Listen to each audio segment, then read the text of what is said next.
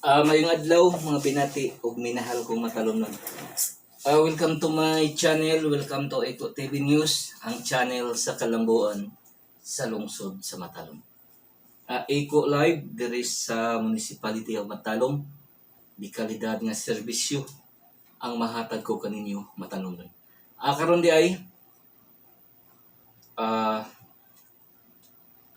February 12 niya ugma pohon 13 Domingo ni inig ka Monday Valentine's Day niya sa katong way mga Valentine no or Valentina tan-aw lang tas kuan sa TV. Okay, kanang mga love mga kuan nga salida mga love. Okay, nag-overtime ta guys kay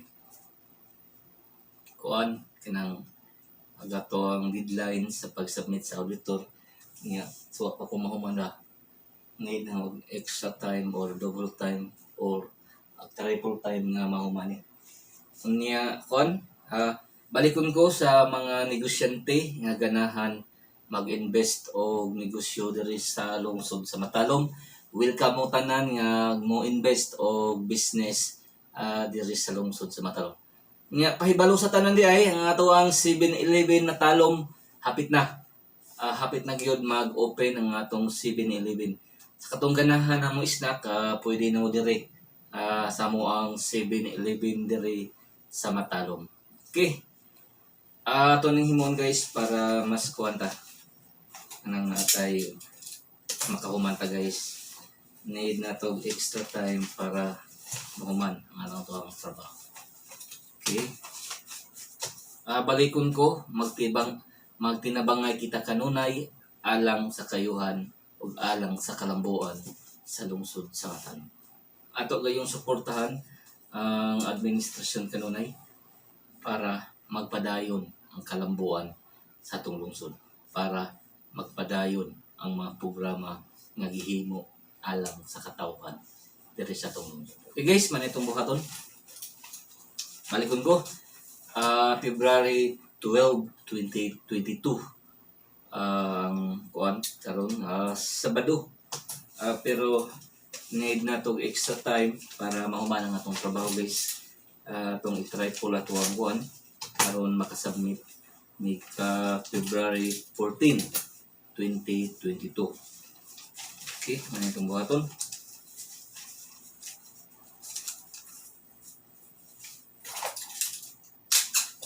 Para mahumanta guys, need na to extra time.